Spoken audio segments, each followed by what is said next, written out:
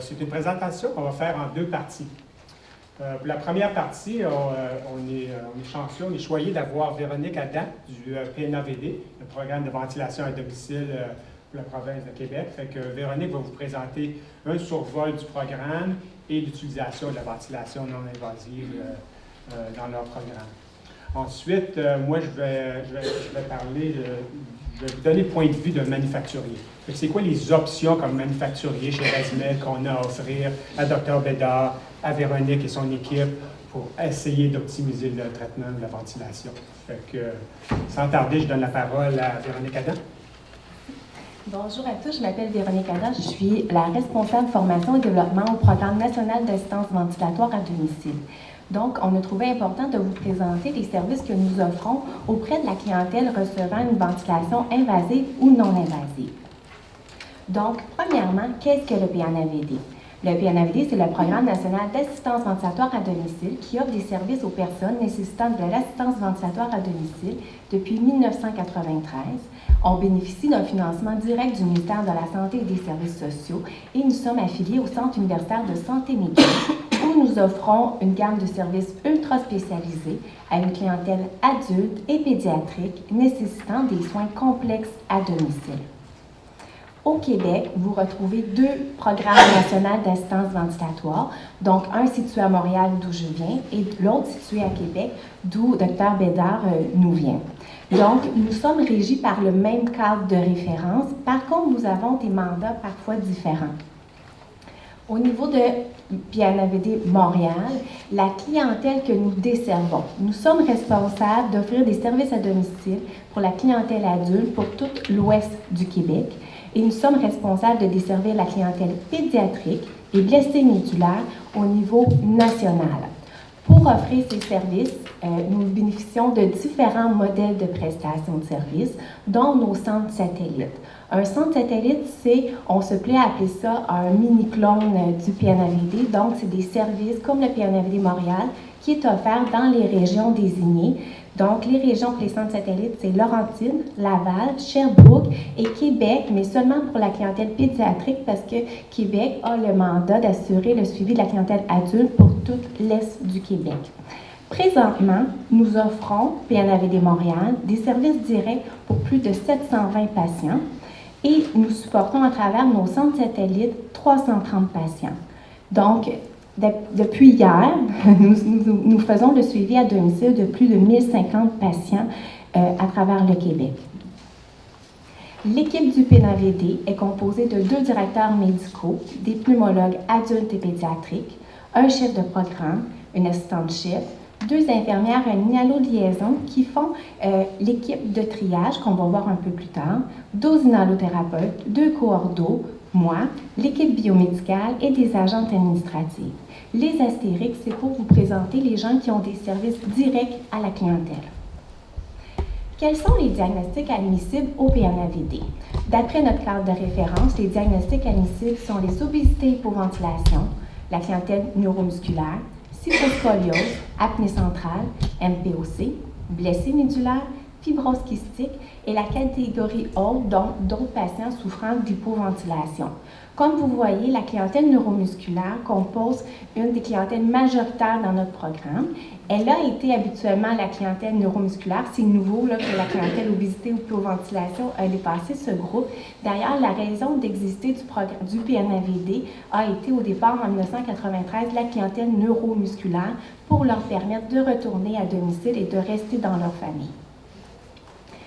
Lorsque vous voulez avoir des services auprès du PNAVD, quel est le cheminement qu'on peut offrir à vos patients? Tout d'abord, nous devons recevoir une demande de consultation qui doit nous provenir d'un pneumologue, intensiviste ou neurologue situé au Québec, bien sûr. Ensuite, la demande va passer avec notre équipe de triage.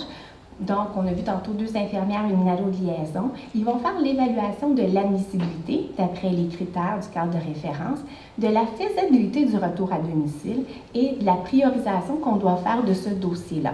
Ensuite, il va être dirigé à travers le service qui est requis au patient d'après son territoire.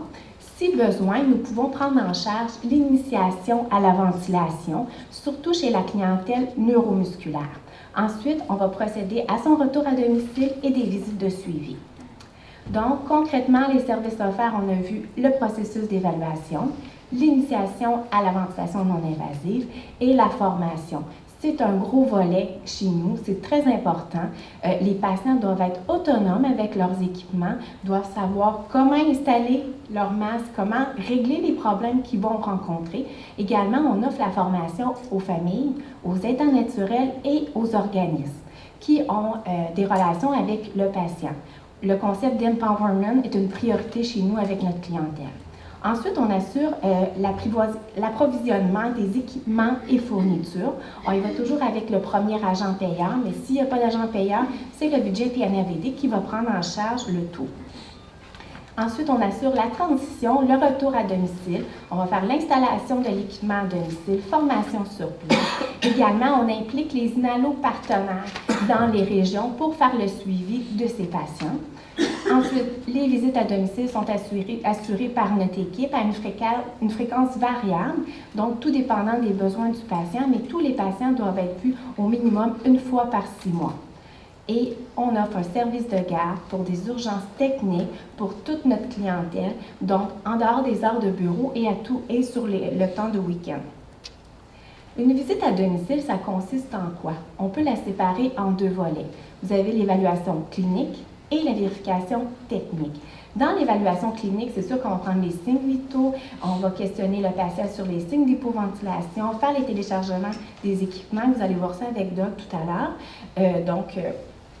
On regarde tout ça. Ensuite, la vérification technique, c'est qu'on va s'assurer que les équipements soient bien fonctionnels, que le patient est confortable avec les techniques et les équipements qu'on lui a prodigués. Et ensuite, on va évaluer le besoin d'ajouter d'autres thérapies, comme on a vu avec Dr Bédard tout à l'heure.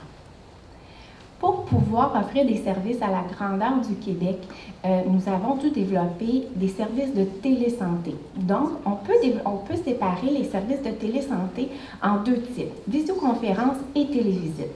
Au niveau de la visioconférence, vous pouvez voir le premier type ici. On va former des professionnels à travers le Québec par visioconférence. On organise la session. Par exemple, ça peut être un enfant pédiatrique au CHU de Québec qui veut faire un retour à domicile. Donc, on va commencer l'enseignement avec les familles par visioconférence.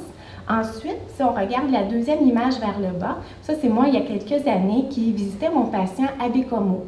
Donc, par visioconférence, avec les nanothérapeutes de la région, mon patient et sa mère, on peut faire une visite à domicile aussi bien que les patients qui résident à Montréal, grâce à l'aide de l'inhalothérapeute également, et on les soutient au niveau de la formation en faisant des visioconférences.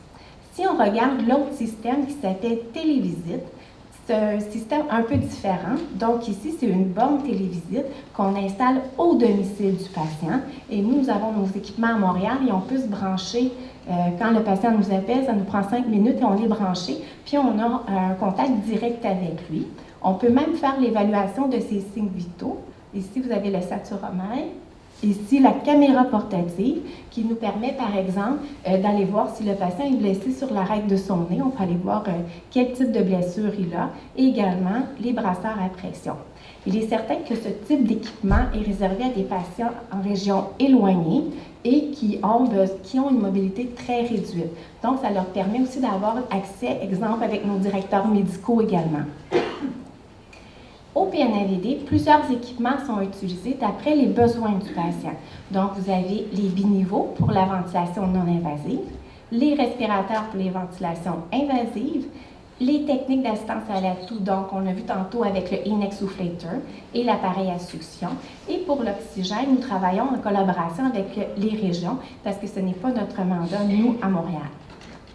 Donc, voici un tableau qui reflète, c'est le résumé un petit peu de la présentation, un bref résumé de la présentation de Dr Bédard. On va regarder la physiopathologie de la maladie neuromusculaire, quel impact ça a sur la ventilation du patient. Donc, le patient neuromusculaire, on sait que tranquillement, il va avoir une faiblesse musculaire progressive qui va s'installer, qui va apporter une diminution du tonus des muscles intercostaux et accessoires, qui va faire que l'atrophie musculaire va être en progression.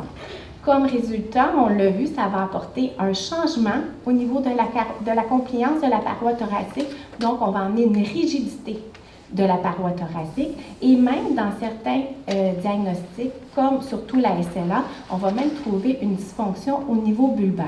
Donc, tout ça a un impact majeur sur les volumes pulmonaires du patient. Hein? Donc, les volumes vont être réduits de beaucoup. Le patient, pour compenser, qu'est-ce qu'il va faire? Il va augmenter sa fréquence parce que lui, il a besoin d'aller chercher plus d'air avec une respiration superficielle et non efficace.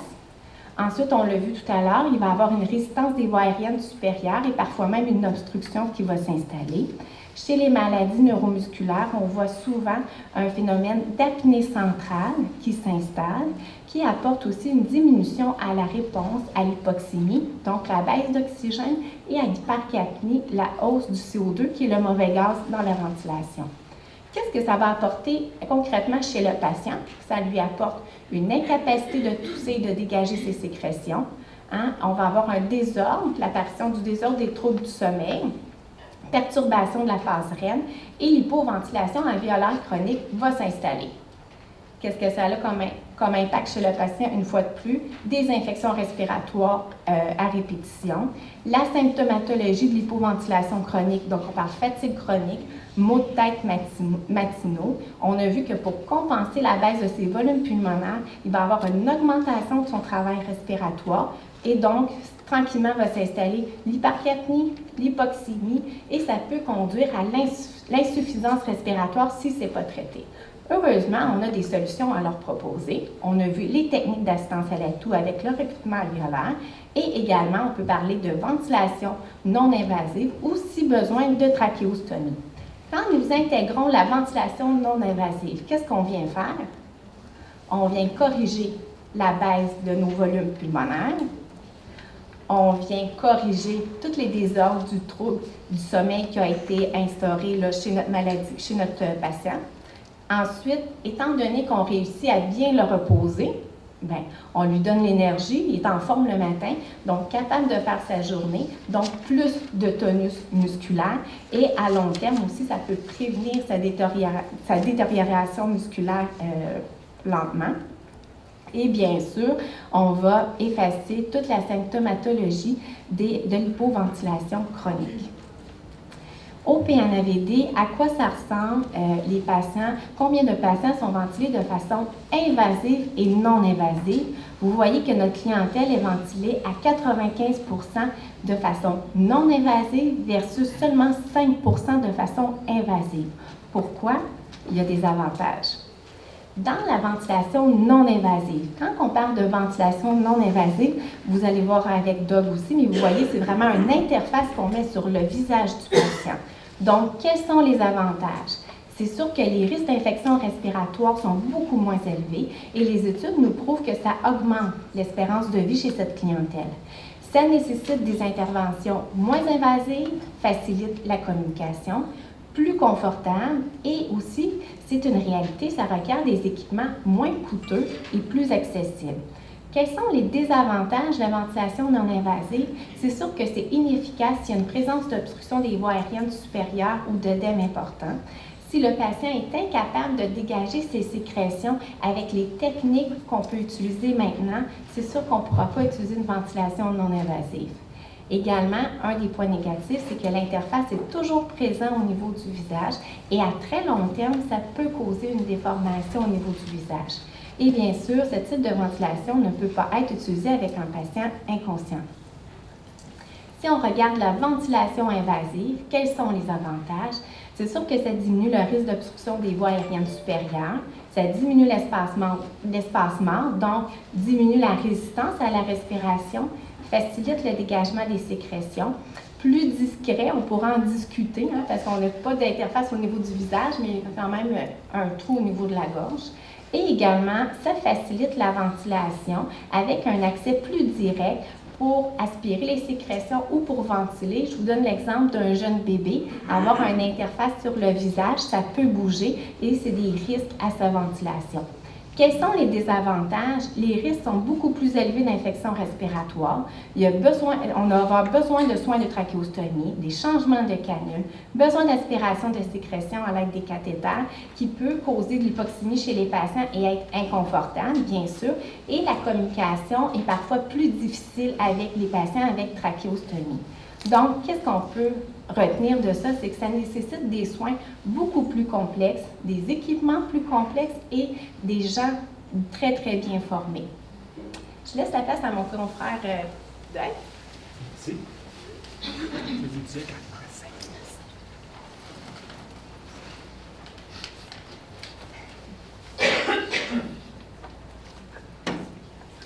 Merci Véronique. On est chanceux au Québec d'avoir le PNAVD en passant, c'est un excellent programme. Comme ResMed, en tant que spécialiste clinique, je travaille avec les différents programmes de ventilation à travers le Canada. Puis c'est sûr que les chiffres que vous avez montrés au niveau des patients, le pourcentage de patients non musculaires, c'est à peu près ce qu'on voit dans les différents programmes à travers le Canada. Et on est très chanceux d'avoir le PNAVD en passant. Fait que vous avez vu le point de vue du pneumologue, merci Dr. Bédard, le point de vue ensuite du PNAVD. Maintenant, je vais vous donner le point de vue de manufacturier. Qu'est-ce qu'on a comme responsabilité pour s'assurer que nos cliniciens sont bien munis avec des outils qui peuvent les aider à bien traiter leurs patients? Fait que la compagnie ResMed fabrique des masques et des appareils respiratoires, des logiciels de suivi, etc., que ce soit pour l'apnée du sommeil ou la ventilation. Donc, c'est quoi les objectifs chez ResMed? C'est d'offrir des solutions pour s'assurer que le traitement soit plus efficace chez les patients et que les patients soient plus confortables. Donc, quand on parle des différents appareils respiratoires, les masques, les modes de thérapie, les réglages avancés, vous allez voir qu'il y a des subtilités qu'on peut modifier sur les appareils qui sont très particuliers pour les maladies non musculaires, les algorithmes, les suivis de données. Quand tu es manufacturier, les technologies changent très rapidement. Les moteurs, les algorithmes, les processeurs des appareils sont beaucoup plus avancés qu'ils étaient à l'époque. Fait qu'on a accès à beaucoup plus d'informations. Donc, on a ouvert les portes. Ça nous donne accès à des choses, disons, qu'on ne voyait pas dans le passé. Fait que c'est sûr qu'on a fait du chemin au niveau de la technologie. Aussi, on supporte le développement de la recherche. Le ResMed est une compagnie mondiale, fait qu'on est impliqué dans les projets de recherche un peu partout. Donc, je vais passer à travers les différentes responsabilités des cliniciens et vous montrer un peu les produits et les solutions qu'on peut leur offrir. Donc, si on commence avec la sélection de l'interface, l'interface joue un rôle énorme au niveau des taux de succès en ventilation non invasive. On sait que les taux de succès ne sont pas supérieurs, ne sont pas excellents, mais la sélection du masque est très, très, très importante. Pas juste pour le confort, mais aussi pour le contrôle des fuites. Donc, qu'est-ce qu'on a comme masque? Il faut bien comprendre, avant, il y a les masques ventilés et les masques non ventilés. Fait que si on regarde, premièrement, la majorité des patients qui sont en ventilation non invasive, évidemment, sur débit Laval, le patient inspire à travers le circuit. Ensuite, il faut que le patient expire pour éliminer son CO2. Donc, il faut que l'air passe quelque part. Fait que le patient, ici, quand le circuit est bien étanche, le patient se doit de porter un masque ventilé. Donc, l'élimination du CO2 se fait au niveau du masque. Donc, la majorité des patients qui sont sur des bilavol ou les appareils sont souvent avec des masques ventilés. Ça dépend pas de l'appareil, mais du circuit, la configuration du circuit. Tandis que quand on tombe dans des ventilateurs plus avancés, comme ici, vous avez le patient, un drôle de visage, mon patient. Si il y a des circuits, des configurations de circuits avec une valve expiratoire. Donc, le patient inspire ici et expire à travers la valve expiratoire. Donc, quand on a une valve expiratoire soit intégrée ou intégrée dans le circuit, c'est là qu'on a un masque non ventilé. Les masques non ventilés sont bleus en général. Il ne faut pas les mélanger. Quand un patient est dans un masque bleu ou un masque ventilé, c'est sûr qu'ils ne sont pas interchangeables. Donc, au niveau des masques non ventilés, on a des masques pour les hôpitaux, c'est des masques jetables, ils sont en général de qualité un peu inférieure, mais c'est des masques pratiques pour les hôpitaux à cause de leur processus de nettoyage, de désinfection. Mais c'est sûr que les masques réutilisables sont de qualité supérieure. On a fait beaucoup de chemin au niveau des masques. Les masques ont changé énormément au cours des années. Les gens ont tendance à penser plus que le masque est serré, plus les fuites sont contrôlées, mais ce n'est pas le cas. Les masques maintenant sont faits d'un silicone très, très souple. Donc, c'est souvent un masque avec une tension très légère, puis c'est la pression qui gonfle le silicone pour créer l'étanchéité du masque. Donc, on a toujours tendance à serrer les masques. Faites attention, souvent, plus on serre, plus les fuites sont élevées, puis c'est sûr qu'on a des plaies aussi, des plaies de pression. Donc, quand on parle des masques ventilés, il y a 3 catégories, c'est sûr. On a les masques pédiatriques, que Véronique a fait allusion, mais on a les masques intranarinaires, les masques, les bulles nasales et les masques faciaux. Fait qu'il y en a plusieurs masques, mais sachez que ici, les masques intranarinaires, c'est des masques nasales avec des petits coussins qui reposent juste à l'extérieur des narines. De plus en plus, c'est des masques qui peuvent tolérer des pressions élevées, puis c'est des masques qu'on voit de plus en plus en ventilation. Ce qui est important pour le patient, c'est un masque très confortable et bien étanche. Donc, si le patient peut tolérer et les fuites sont bien contrôlées avec un petit masque, comme un intranarinaire, c'est sûr que ça peut être favorable. Mais ça dépend du patient.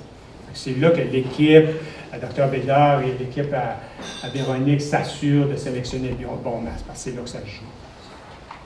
Donc, les points à retenir avec les masques, c'est trouver le masque le plus confortable pour le patient, c'est clair. Faites attention, masque trop serré, pas bon. En général, ça peut causer des difficultés. Si, en général, vous voyez que vous êtes obligé de serrer votre masque de plus en plus pour contrôler les fuites, il y a un problème. C'est soit la taille du masque qui n'est pas correcte, excusez, ou c'est peut-être le type de masque. Ça, c'est en général un mauvais signe. C'est sûr que les masques doivent être bien étanches parce qu'en ventilation non invasive, les fuites, c'est une recette désastreuse. Parce que, pas seulement que le patient l'entend, si les fuites sont importantes, mais ça affecte aussi la performance et le calcul du ventilateur. C'est toujours important de bien contrôler nos fuites. Si jamais vous voyez un de vos patients, vous voyez que les fuites sont élevées ou si vous voyez qu'il y a des plaies de douleur, assurez-vous d'aviser les inalos en charge pour qu'ils puissent s'en occuper. 5 minutes. 5 minutes? Merci. Donc, sélection de l'appareil, ventilation et les modes de ventilation. Je voulais juste vous montrer exemple. Fait qu'ici, de la droite à gauche, vous avez les appareils de droite à gauche plus élaborés pour les patients plus dépendants. Fait qu'ici, on a un bilevel de base pour les patients qui ont besoin de ventilation nocturne, approuvé à 13 kg. Ensuite, on tombe à des appareils un peu plus avancés avec une batterie interne, 2 programmes, des appareils idéaux en pédiatrie, un peu plus avancés. Ensuite, l'Astral, qui est notre nouveau ventilateur, si vous êtes, pour ceux qui sont venus faire leur tour au kiosque, on l'avait hier au kiosque, c'est tout petit. Le but maintenant, c'est de développer des ventilateurs qui sont très petits, légers, 3,2 kg, mobiles. Les patients veulent une certaine liberté. Donc, ce qu'on vise, c'est surtout, exemple, l'Astral ici, dans son petit pack, peut être porté comme un pack-sac. Ici, vous voyez la petite madame en réadaptation avec son Astral. Vous avez ici un enfant ici, fait qu'on peut l'attacher en arrière de la chaise roulante. Fait que la mobilité, c'est la chose numéro 1. C'est sûr que l'Astral est aussi muni d'une batterie de 8 heures qui donne une autonomie de 8 heures avec une batterie interne et avec 2 batteries externes jusqu'à 24 heures d'autonomie. Maintenant, les ajustements de confort et synchronisation. Ça veut dire qu'à l'initiation de l'assistance ventilatoire, quand l'équipe à Véronique, eux, ce qu'ils font quand ils sont en train de régler, c'est sûr qu'il y a une prescription, l'appareil, les pressions, mais il y a des réglages avancés qui peuvent être particuliers aux maladies neuromusculaires. Donc, eux vont monitorer le patient quand ils sont en train de régler. Il y a des petites subtilités qui peuvent changer, qui peuvent aider. Exemple, les maladies neuromusculaires, les patients sont très faibles, ils ont des difficultés à déclencher. Fait qu'on peut changer les sensibilités. Il y a aussi la synchronisation entre les patients neuromusculaires ont typiquement un temps expiratoire très court, on peut changer le temps expiratoire.